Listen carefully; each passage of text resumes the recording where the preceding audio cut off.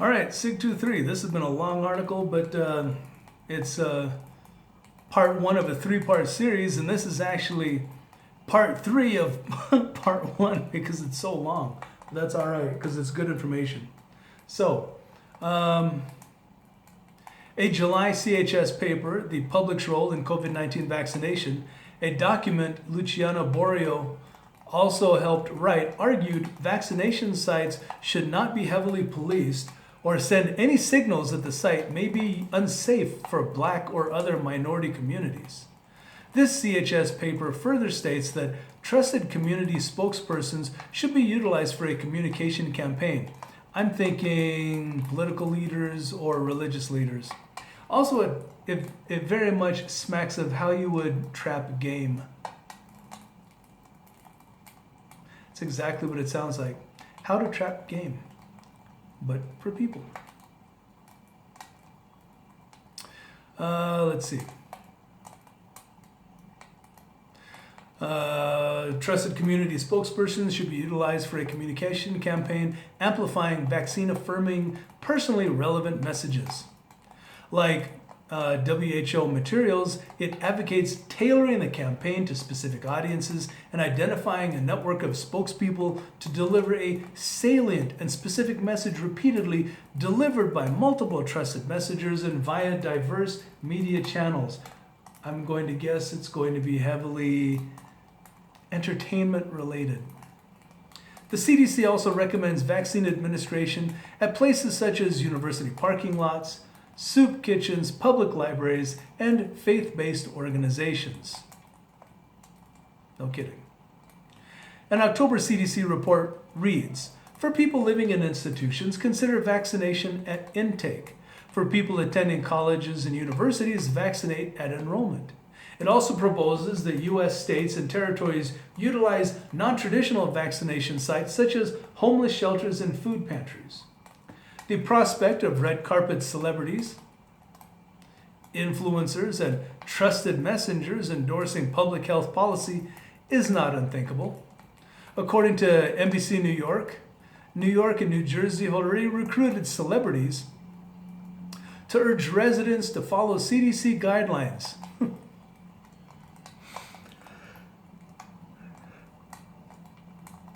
Actors such as Julia Roberts, Penelope Cruz, Sarah Jessica Parker, Robin Wright, and Hugh Jackman earlier this year joined a coordinated campaign to pass the mic to COVID-19 experts. In addition, this summer, the WHO paid PR firm Hill and Knowlton Strategies $135,000 to identify micro-influencers, macro-influencers, and what it calls hidden heroes who shape and guide conversations to promote WHO messaging on social media and promote the organization's image as a COVID-19 authority. Hill and Knowlton are controversial for having previously manufactured the false incubator baby testimony delivered in front of Congress that propelled the U.S. into the first Gulf War in the 1990s. I remember that. Do you? If you don't, look it up. The public's role in COVID-19 vaccination also urges using groups such as faith-based organizations, schools, homeowners associations, and unions trusted by hard-to-reach audiences to convey positive vaccine messages and to modulate public perceptions of vaccination. Accordingly, the July CHS paper notes the importance of using outside groups who have relationships with the community instead of direct government involvement. It should be noted that during the Tuskegee experiments, the U.S. Public Health Service hired Eunice Rivers, a Black nurse with a close relationship to the local minority community, to maintain contact with those who were part of the experiment to ensure they continued to participate. This outsourcing framework, as laid out by the CHS, is reproduced in the federal government's own literature. An October CDC report entitled Interim Playbook for Jurisdiction Operations describes the importance of engaging what minority populations would consider trusted sources, such as union representatives, college presidents, athletic coaches, state licensure boards, homeless shelter staff, soup kitchen managers, and faith leaders to address hesitancy in relation to the COVID-19 vaccine. Operation Warp Speed's document From the Factory to the Front Lines, released the same day as the CDC interim playbook, gives more specific examples of the government's ongoing work with organizations representing minority populations, stating that faith-based organizations can be critical. Quote, HHS's Center for Faith and Opportunity Initiatives, oh, that sounds nice, is working with minority-serving faith and community groups and encouraging participation in the vaccination program, end quote, the document reads. It also states that an information campaign led by HHS's Public Affairs Department is already working to target key populations and communities to ensure maximum vaccine acceptance. Of note is that a member of Biden's Office of Management and Budget Transition Team is Bridget Dooling. The OMB houses the Office of Information and Regulatory Affairs, which reviews all regulations across the federal government. Dooling previously worked at OIRA, O-I-R-A, and from 2009 until 2011 worked under the direction of then OIRA Administrator Cass Sunstein?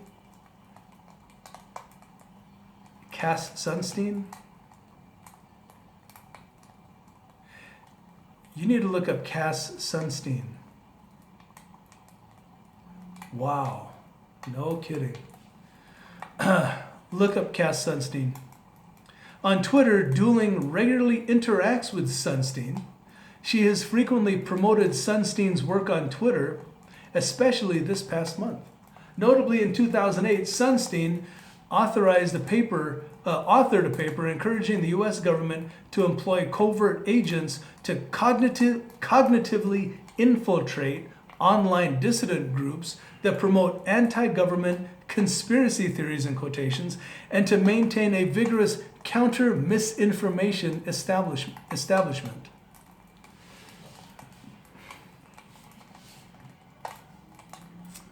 Elements of this strategy for tackling anti-government conspiracy theories, in quotations, are analogous to the aforementioned CHS theme of using outside groups who have relationships with the community instead of the government directly. Governments can supply these independent bodies with information and perhaps prod them into action from behind the scenes, he contended in the paper. Wow. Sunstein was recently made chair. No kidding. Sunstein was recently made chair of the World Health Organization's Technical Advisory Group on Behavioral Insights and Sciences for Health to ensure vaccine acceptance and uptake in the context of COVID-19. I'm telling you, you got to look up Cass Sunstein. In September, he also wrote an opinion piece for Bloomberg titled How to Fight Back Against Coronavirus Vaccine Phobia, suggesting that high-profile people who are respected and admired by those who lack confidence in vaccines will help sell the public on the safety of vaccines. Quote, trusted politicians, athletes, or actors thought to be one of us rather than one of them might explicitly endorse vaccination, he writes. And when all else fails, coerce. In addition to this information warfare approach to combating vaccine hesitancy, the government also intends to stave off possible hesitancy through economic coercion, that is, by using economic incentives, even linking vaccination to entrance into the workforce, housing assistance, food, travel, and education. Kind of makes you wonder why they're pushing so hard that they're going to threaten food and housing and education or travel if you don't get vaccinated. What is the deal with the vaccines? What's in them? That's the big question. Sunstein's Bloomberg piece, for example, states that when a vaccine is available, an economic incentive such as a small gift certificate can help make it easy for people who are at particular risk. Such gift cards will inevitably be more effective at swaying decisions of the poor. Former 2020 presidential candidate and United States Representative for Maryland's 6th Congressional District, John Delaney, recently penned an article in the Washington Post entitled, "Pay Americans to Take a Coronavirus Vaccine," in which he argues a way to overcome the historical level of distrust in the vaccine development process is to take advantage of the current economic crisis and pay people to take a COVID vaccine. Delaney writes, "Such an incentive might be the most effective way to persuade people to overcome suspicion or even fear." CHS's The Public's Role in COVID-19 Vaccination paper also details how bundling services like food security, rent assistance, and free clinic services with vaccination can increase vaccine intake. Local and state public health agencies should explore opportunities to bundle COVID-19 vaccination with other safety net services, it suggests. One way of doing this is to simply provide food aid, employment aid, or other preventative health services that may be urgently needed at vaccination sites. And in some cases, says the CHS, it may also be acceptable and feasible to deliver vaccination via home visits by community health nurses when vaccination is bundled with delivery of other services. This strategy for increasing vaccine intake parallels what the CHS proposes in order to make digital contact tracing technology, or DCTT, widespread in the population without mandating it outright. Instead of making use fully voluntary and initiated by users, there are ways that DCTT could be put into use without users' voluntary choice. A recent CHS paper, Digital Contact Tracing for Pandemic Response, reads. It continues. For example, use of an app could be mandated as a precondition for returning to work or school, or even further, to control entry into a facility or transportation such as airplanes through the scanning of a QR code.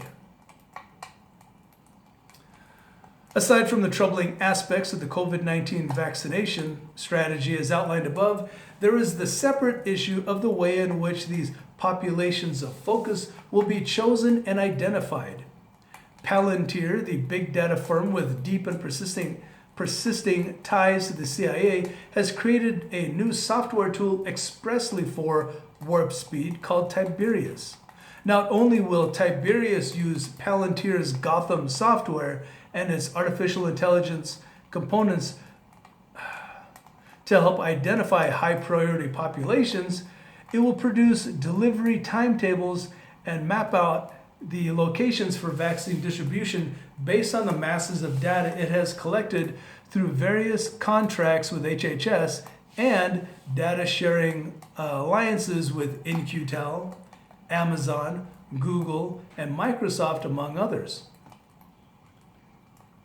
These data include extremely sensitive information about American citizens and the lack of privacy safeguards governing Palantir's growing access to American healthcare data has even gotten the attention of Congress, with several senators and representatives warning in this past July, that Palantir's massive stores of data, quote, could be used by other federal agencies in unexpected, unregulated, and potentially harmful ways, such as in the law and immigration enforcement context.